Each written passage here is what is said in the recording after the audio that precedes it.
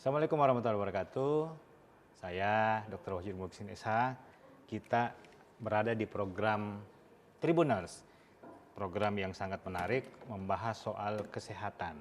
Kali ini kita membahas topik yang sangat menarik yang bisa saja kita alami kapan saja, di mana saja. Tua, muda, remaja, semua akan pasti merasakan.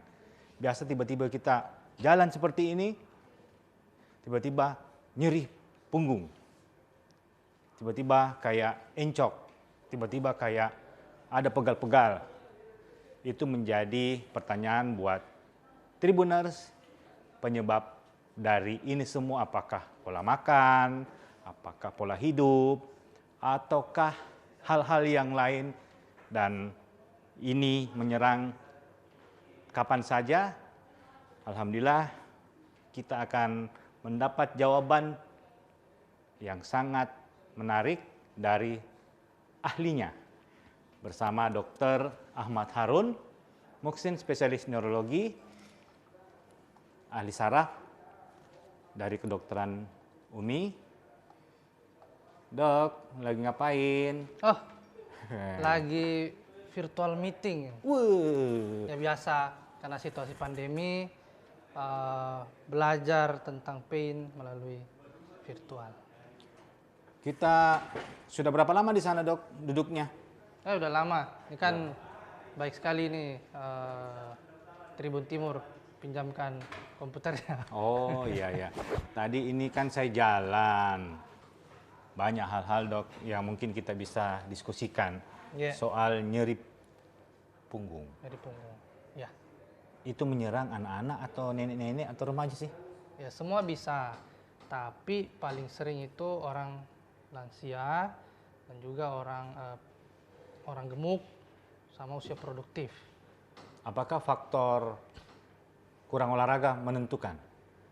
Ya, karena umpamanya tiba-tiba, aduh sakitnya, berarti kan ada otot kram. Ya, kurang olahraga sama yang kelebihan olahraga juga bisa. Oh begitu, ya, atau kurang pemanasan?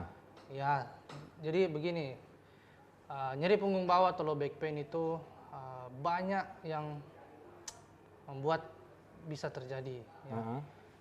Salah satunya memang otot. Ya. Otot, kalau kita kurang olahraga, otot-otot yang menunjang daripada punggung itu lemah sehingga mudah tulangnya bergeser, sehingga bisa menekan saraf, ya, sehingga bisa menimbulkan nyeri. Tetapi yang paling sering juga kalau terlalu banyak olahraga, ya, terlalu tinggi aktivitas fisik atau terlalu tinggi beban, salah posisi, nah itu juga menyebabkan otot-otot itu mengalami cedera. Otot-otot core body, artinya yang menunjang berat badan penuh itu di punggung bawah nih ya, karena tuasnya di situ lebih besar. Nah ini yang paling banyak sebenarnya. Biasanya itu, Dok, yang tiba-tiba kan hanya bersin, sing, ternyata langsung encok. Nah, itu juga sering ya, karena itu tadi biasanya otot. Ya. Otot ya. Tetapi yang perlu di-concern atau perlu kita perhatikan apabila nyeri punggung bawah ini terjadi akibat penjepitan saraf. Usia-usia berapa tahun itu seperti itu? Apakah nenek-nenek, nah itu remaja? Tadi memang paling sering adalah usia lanjut, tapi bisa menyerang siapa saja ya, terutama usia lanjut ya, kemudian orang produktif juga, usia produktif juga bisa kena pada misalnya ada riwayat trauma, atau misalnya dia terjepit karena salah posisi mengangkat. Ini yang paling banyak, gitu Dok. Paling banyak ya. Kalau memang penyebab itu fisik yang terlalu berlebihan ataukah kurang bergerak, apa langkah-langkah yang harus kita lakukan agar terhindar daripada nyeri punggung? Ya. Jadi pertama tentu olahraga ya, olahraganya. Tapi jangan berlebihan. Ya, olahraganya itu untuk mendukung otot-otot atau memperkuat otot-otot spine ya, otot-otot tulang punggung. Ya, misalnya dengan bridging ya, jadi seperti plank ya. Latihan untuk biar otot-otot punggung kita kuat. Kemudian yang perlu dihindari yaitu cara mengangkat yang salah. Jadi misalnya kalau kita mengangkat ya, jangan bungkuk, tidak boleh, harus tegak. Jadi kalau ada barang harus tegak, kemudian diangkat. Posisi Ya, misalnya angkat anatomisnya galon, ya, angkat galon. angkat galon itu biasa begini, oh salah, Ya. itu akan membuat punggung tergeser, sehingga rentan ada namanya nukleus pulposus atau bantalan daripada tulang belakang, ini bisa tergeser dan menekan saraf. Nah, ini yang membuat nyeri. Nah, sehingga kita harus jaga postur, nah, terutama dalam hal mengangkat.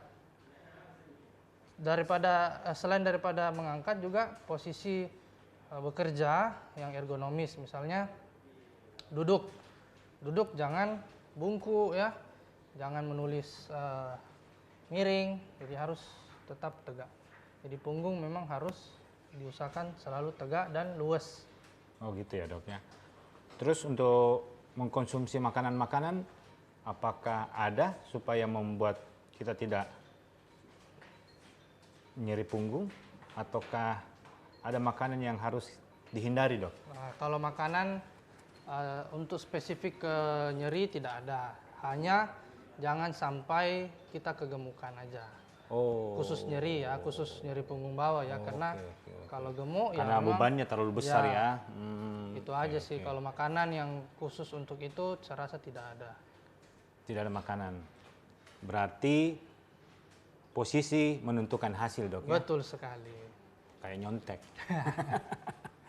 Tribuners, di mana saja berada, jangan lupa like dan subscribe Dr. Tribun.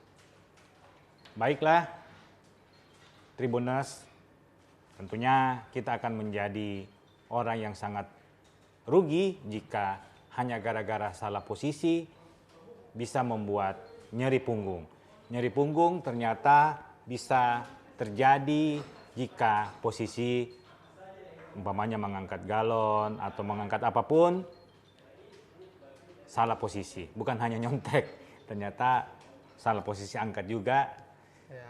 Tentunya ini sangat berakibat fatal, khususnya yang lansia ya. Lansia apalagi ya. Lansia ya dok ya.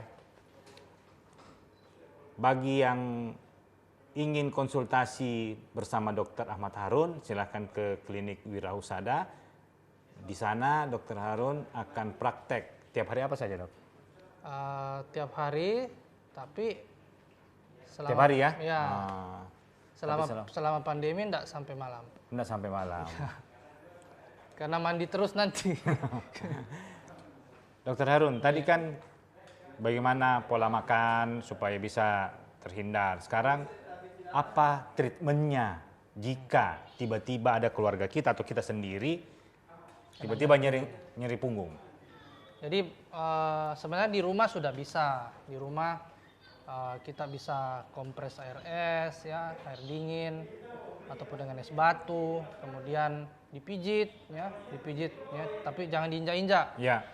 Kemudian boleh minum obat anti nyeri. Nah, kalau dengan itu semua tidak membaik, datang ke dokter. Oh begitu. Ya, kami di neurologis itu tentu saja diperiksa dulu.